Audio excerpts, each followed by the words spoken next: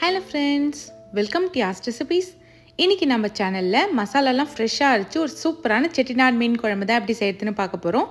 வாங்க வீடியோக்குள்ளே போகலாம். இப்போ மீன் குழம்புக்கு ஒரு மசாலா ரெடி பண்ணிக்கலாம். அதுக்கு பேனில் 2 ஸ்பூன் எண்ணெய் சேர்த்துக்கோங்க. இப்போ இதில் ஒரு 10 சின்ன வெங்காயம் சேர்த்துக்கோங்க. ஒரு கொத்து கருவேப்பிலை சேர்த்துக்கலாம். ஒரு 4 பல் பூண்டு சேர்த்துருக்கேன். சின்ன பல் பூண்டாக இருந்தால் ஒரு 5 சேர்த்துக்கோங்க. சேர்த்துட்டு இதை நல்லா ஒரு வாட்டி வதக்கி விடுங்க. வெங்காயமும் பூண்டும் கலர் சேஞ்ச் ஆகி இந்த மாதிரி வரணும். நல்லா இந்த மாதிரி வதக்கி விட்டுக்கலாம். இதில் இப்போ 2 தக்காளி பழம் சேர்த்துக்கோங்க. சேர்த்துட்டு இதையும் நல்லா குழைவாக வதக்கிக்கோங்க.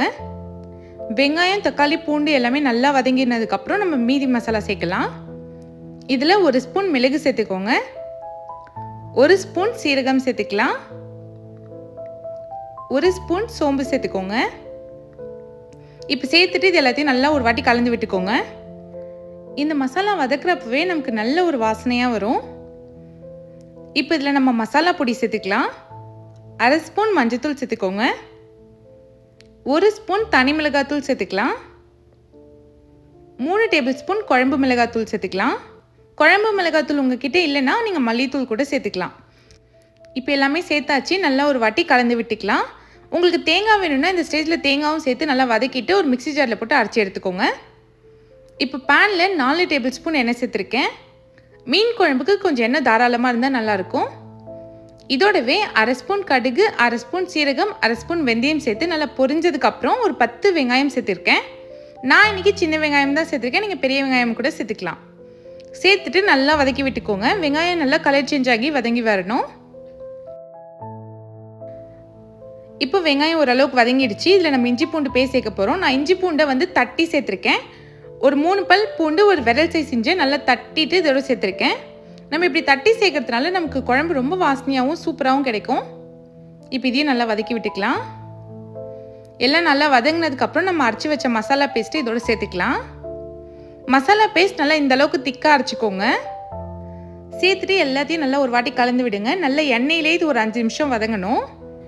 இது நல்லா வதங்கி எண்ணெய் பிரிஞ்சு வரணும். அந்த மாதிரி வதக்கி விட்டுக்கோங்க. அப்போ தான் நல்லா சூப்பராக இருக்கும் மீன் குழம்பு. இப்போ இதில் கொஞ்சமாக தண்ணி சேர்த்துக்கோங்க.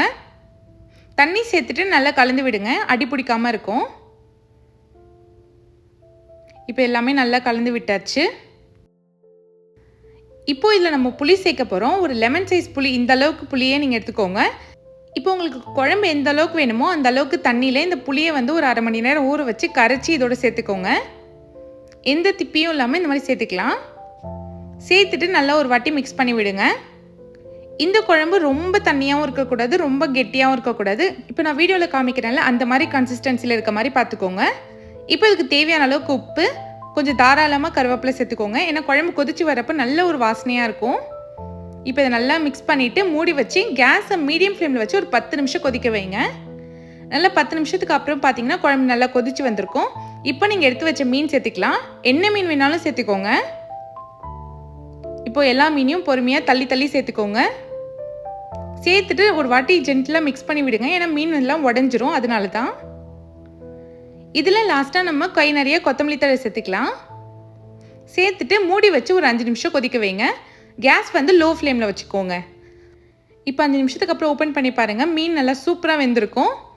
நம்ம ரொம்ப நேரம் வேக வச்சோன்னா மீன் கரைஞ்சிரும். அப்புறம் நமக்கு முழுசாக கிடைக்காது. குழம்பும் பாருங்கள் நமக்கு ஏற்ற மாதிரி கரெக்டான கன்சிஸ்டன்சியில் கொதிச்சு வந்துடுச்சு. இந்த மீன் குழம்பு நம்ம நார்மல் மீன் குழம்பை விட டேஸ்ட் பல மடங்கு சூப்பராக இருக்கும். இதை நீங்களும் கண்டிப்பாக ட்ரை பண்ணி பாருங்கள். இந்த வீடியோ உங்களுக்கு பிடிச்சிருந்தா மறக்காமல் யாஸ்ட் ரெசிபீஸ் சேனலை சப்ஸ்கிரைப் பண்ணிவிடுங்க. தேங்க்ஸ் ஃபார் வாட்சிங்.